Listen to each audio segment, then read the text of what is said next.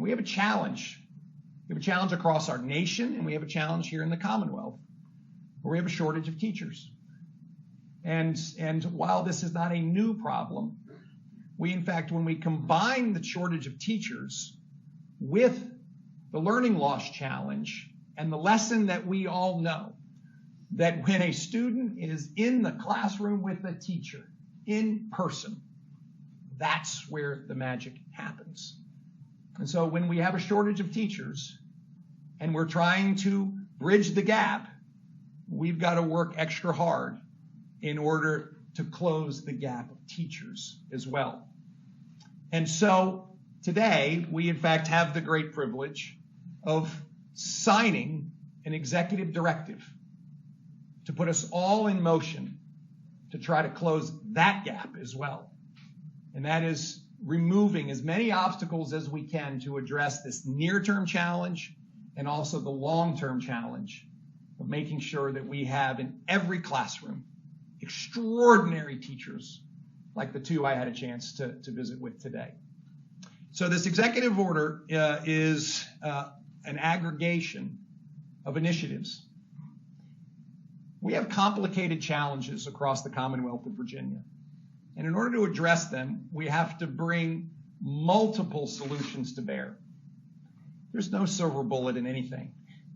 And we have to recognize that when we bring multiple initiatives to bear on a single problem, we give ourselves a much better chance of solving it. And so, yes, I was very pleased to be able to sign our budget this past June. I was a little frustrated it took so long to get to me, but I was very pleased to be able to sign our budget in June that included a 10% raise for teachers. And as I was asked today in one of our classes, how is that going to be rolled out and is there a plan for that? And I love the fact that that question came because students care about their teachers. So 10% over the next 2 years, a bonus in December. And we need to continue to work on this. We know it. We know it.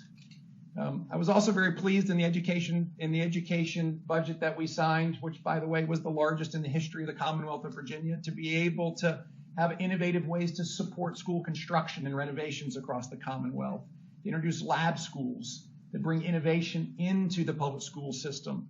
It's a collaboration between colleges and community colleges, and, oh, by the way, influenced by businesses and what they want to see in the curriculum. It is really exciting. But there's so much more we need to do. And so this executive directive that I'm signing today will cover a number of fronts. First, we will let high-quality teachers teach. We have a challenge today where there are teachers who have retired who want to come back. We have teachers who have moved on to another profession who would like to come back and teach. We have teachers from other states who have moved to Virginia. We have people with extraordinary qualifications in a particular field who would like to teach in that field. And the challenges of getting a license are real. And so I will direct Superintendent Balo and her entire team to work in order to make that path easier, to make it faster, to recognize that we must have high quality teachers, but let's get them in the classroom faster. Second is we will work hard to build the pipeline of K through 12 teachers. And that will include a no-cost apprenticeship program. So this is where government has to work together.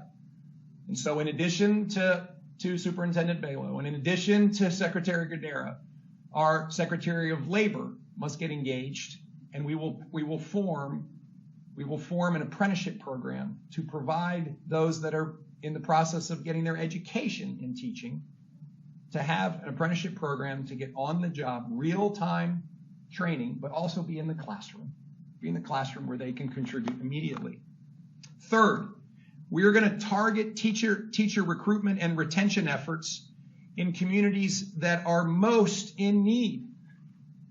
And how do we, in fact, direct the resources that are available across the state with, in fact, recruitment bonuses and targeted efforts in order to move more quickly to get the best teachers where we need them the most, in those areas that are most in need.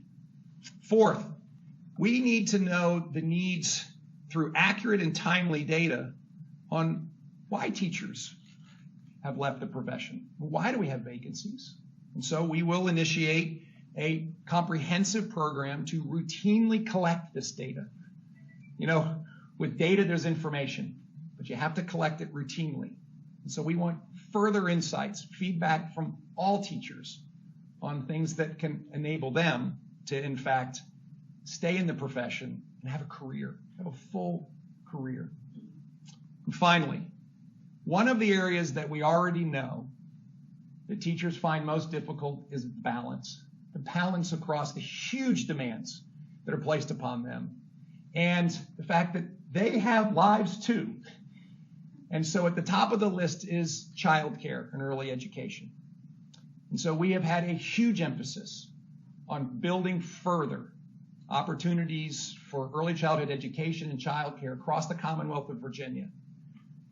I believe strongly that if you're not kindergarten ready, you're not life ready. And oh, by the way, the early childhood educators and the educators that work in our childcare environments, they are the workforce that support the workforce.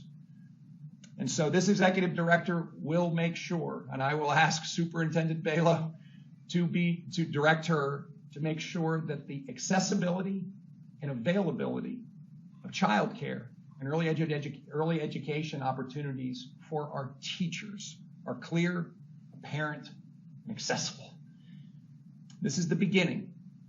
This is the beginning of an accelerated program in order to not just bridge the gap for our children, but to close the gap in having a great teacher in every single classroom.